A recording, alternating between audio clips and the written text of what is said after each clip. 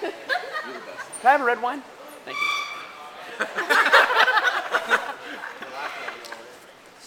It's unbelievable.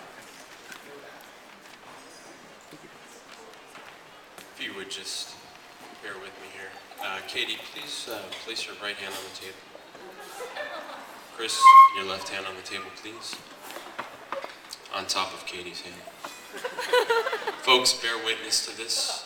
This is the last time Chris will ever have the upper hand in this relationship.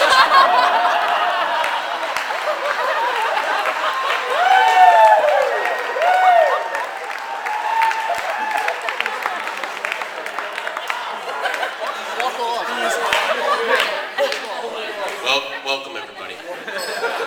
My name is Mark Vedete. I am Chris's older brother, and on behalf of the Zach and Vedete families, it is my true privilege to welcome you all to this very special occasion.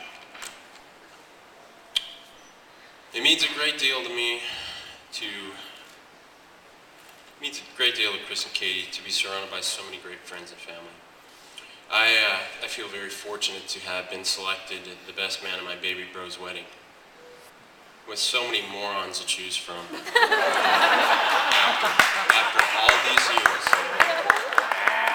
After all these years, I'm still atop the list.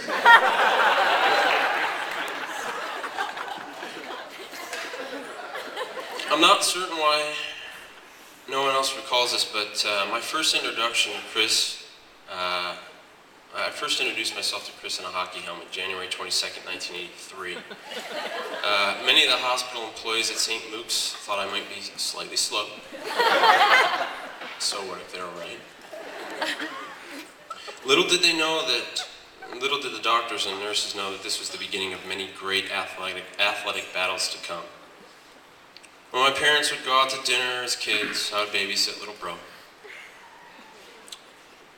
Depending on the time of year, we'd play indoor football, floor hockey, or my personal favorite, because of my obvious height advantage, Nerf basketball. I used to dress Chris up in full pads and a football helmet and just beat the crap out of him. Give him the bigger goal in floor hockey and continue scoring till he cried. But nothing gave me greater pleasure, nothing, than the occasional elbow in the paint while playing Nerf basketball. If memory serves me correctly, I never lost a game, and to this day remain one of the most decorated athletes in the sport. And although this seems like an eternity ago, these memories are some of my fondest. And as I've grown older, I've been very fortunate to have my brother nearby, first Baltimore, now Silver Spring.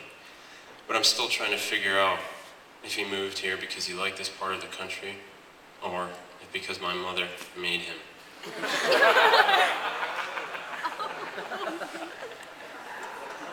As unpredictable and insecure as I may be sometimes, my brother has been a rock, a model of consistency, and a true role model for me. He's someone I certainly look up to, a person I truly admire. He's actually the older brother I never had. This is why, Katie, I'm certain that my brother is adequately prepared for marriage and will be a fantastic husband. Katie, you look wonderful tonight. Yes. I've been invited to a number of weddings, but you are by far and away the best looking bride I've ever seen. I first remember my brother mentioning your name in the same sentence. I'm going to Seattle to see a Yankees game. I was so excited he was going to see the Yankees in Safeco Field, I forgot to ask about you. I soon would come to find out he was visiting the love of his life. You're the perfect compliment to my brother, and you bring out the best in him. I haven't seen my brother this happy since the Yanks won the series in '96.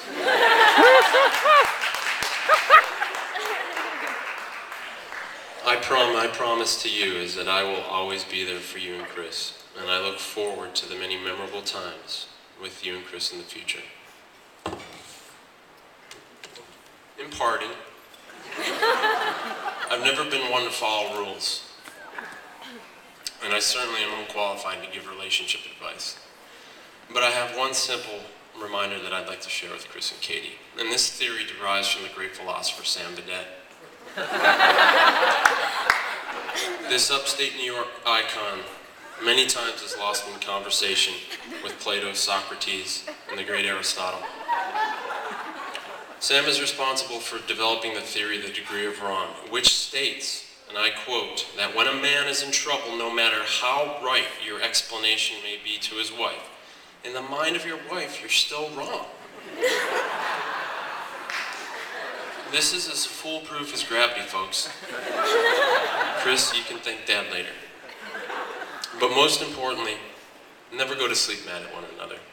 The world's a crazy place, but it's easier to navigate with someone you love.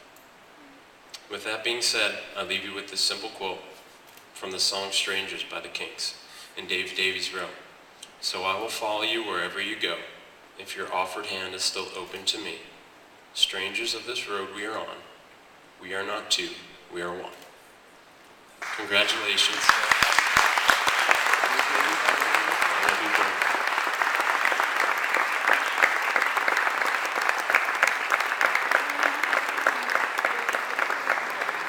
Toast.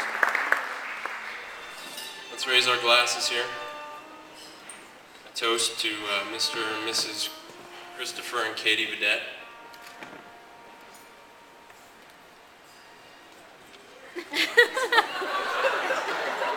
Keep them up, guys. Father up, this is just like church. I mean, I had my hands up forever, but I loved it.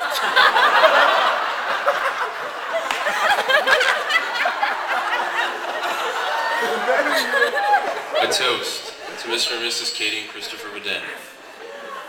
May you live every night like it's your first, and every day like it's your last. Like the good Italians, I'll salute. Salute.